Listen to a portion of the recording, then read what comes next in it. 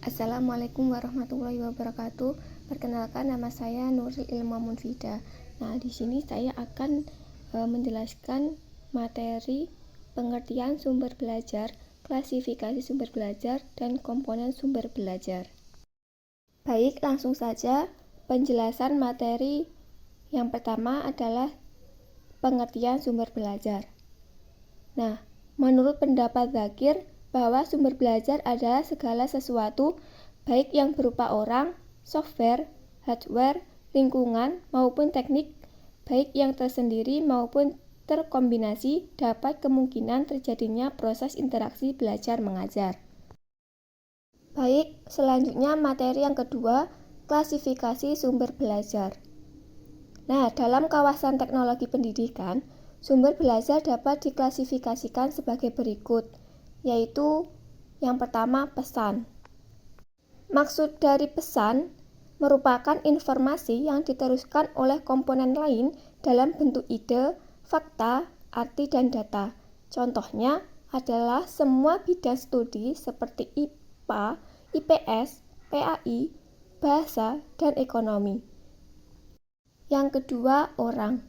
Maksudnya manusia yang bertindak sebagai penyimpan, pengolah, dan penyaji pesan. Contohnya adalah guru pembina, guru pembimbing, tutor murid, dan pembicara. Yang ketiga, bahan.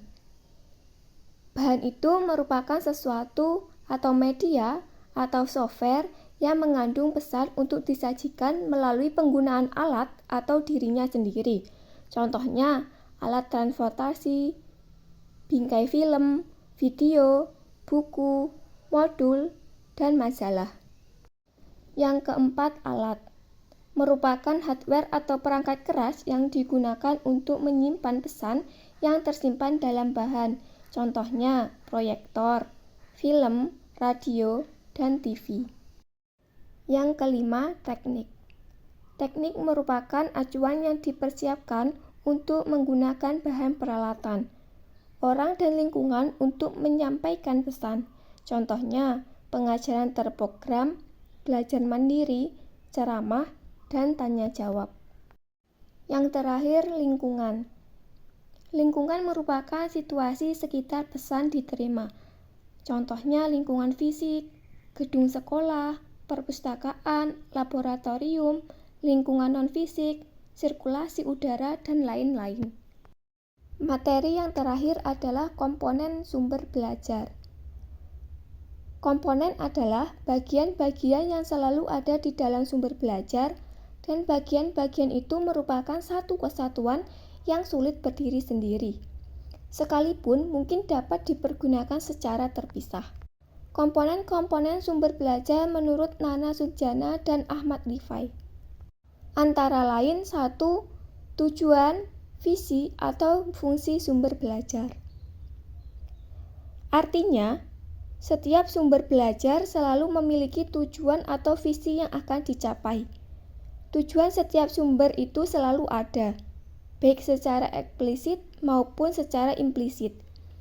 Tujuan sangat dipengaruhi oleh sifat dan bentuk sumber belajar itu sendiri.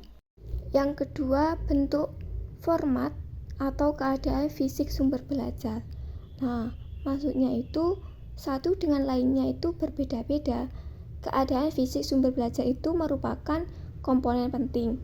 Penggunaan atau pemanfaatannya hendaknya dengan mempertimbangkan segi waktu, pembiayaan, dan sebagainya. Yang ketiga, pesan yang dibawa oleh sumber belajar. Nah, maksudnya itu setiap sumber belajar selalu membawa pesan yang dimanfaatkan atau dipelajari oleh para pemakainya. Komponen pesan merupakan informasi yang penting. Oleh karena itu, para sumber belajar hendaknya memperhatikan bagaimana pesan disimak. Hal-hal yang perlu diperhatikan antara lain, isi pesan harus sederhana, cukup jelas, lengkap, dan mudah disimak maknanya. Yang keempat, tingkat kesulitan atau kompleksitas pemahaman sumber belajar.